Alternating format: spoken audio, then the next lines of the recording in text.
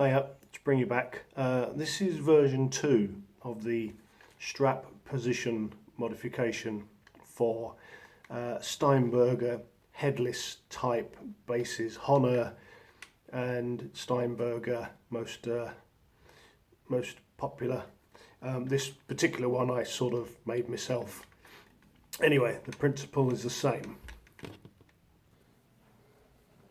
Okay, so the problem is, on a standard headless, bodiless Steinberger or Honor or whoever's guitar or bass guitar, well, bass guitar really at full scale,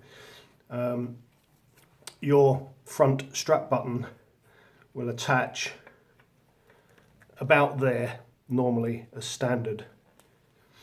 And what this does is it throws the bass,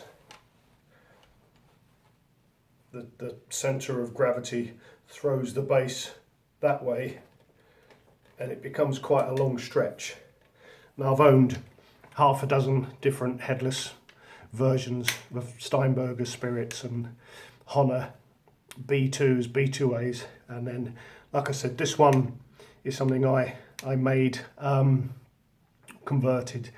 There is a playlist for fretless headless bass in my playlist down there somewhere, and part 6 in that headless fretless bass playlist, it says something like Jack to Jill part 6. Well, it actually goes through all of the measurements and specifications for what I've made. And what I've made is basically an extension that sticks out of the front of the guitar, which brings the bass more central and more comfortable and not such a stretch. And I'll give you a quick overview of how we made it. I say we because a guy with a lathe did it for me, but you don't need a lathe. But I'm not going to give you any specific measurements because it's open to interpretation. Okay, so basically what I've got is a piece of stainless steel rod sticking out the front of the bass with a locking strap button attached to the end. Now, you can use a normal strap button, it doesn't matter. What it does,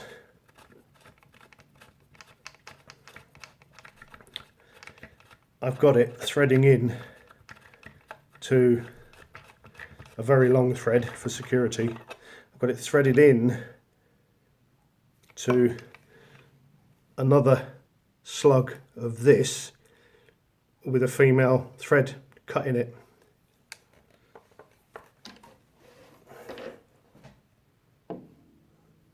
That's how it's all open to interpretation. You can make this as long or as short as you want, whatever type of strap lock button or just strap button, whatever thread you want to put in it, whatever pitch, whatever length, it's irrelevant. It's just the general idea. What I've got is about 150 millimeters or 6 inches of 1/2 inch, or it's about 13 millimeter stainless steel rod.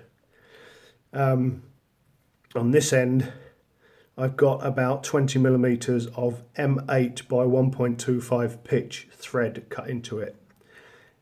You can put whatever size you like on it. You could put a 6mm or whatever. It really doesn't matter. It doesn't matter how long that is, what thread it is, what pitch.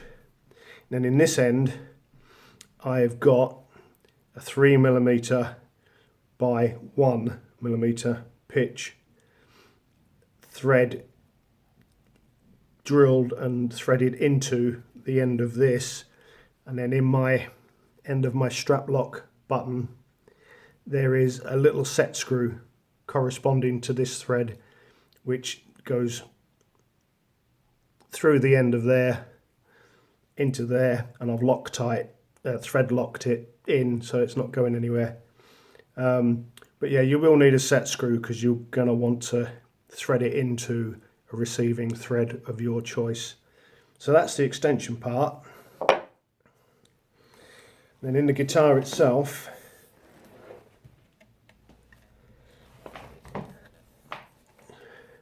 I've basically got the same 13mm 1/2 inch stainless steel. It's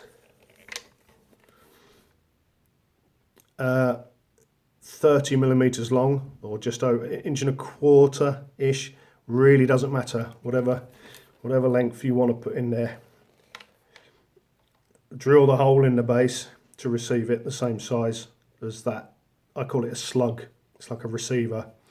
And then inside of that receiver is the corresponding, it's been drilled out and threaded to accept the 8mm by 1.25 thread pitch thread. As long as that female threaded part corresponds to the male threaded part, you can take it off when you're not using it, and then just thread it in when you are using it. Now if you've got multiple bases like I've got on the go at the moment, headless bases, I just use this one extension, and the slugs go into each of the other guitars. So I only need the one extension. It'd be nice to have a different extension for each guitar, but then I tend to use, I've only used 2 straps. They've both got lock-in strap buttons. So there you go, that's it. It's up to you what size, what length, what material. It really is just an idea. Version number 2. Version number 1 was a bracket I got from a DIY shop that I bent and drilled, and there's, I think my first ever video on YouTube, first or second video, was that modification. So I get quite a few comments on the first modification, and I will attempt to put the link to the video part number 6, Jack to Jill, on fretless headless bass, which goes into more detail of the measurements and everything, with a really bad technical drawing scribbled in my garage on a piece of paper. Anyway, so I hope that helps anyone in the future.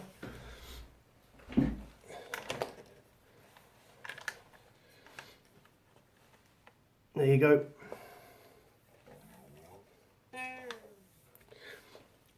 Peace and love. Up and springy. Cheers.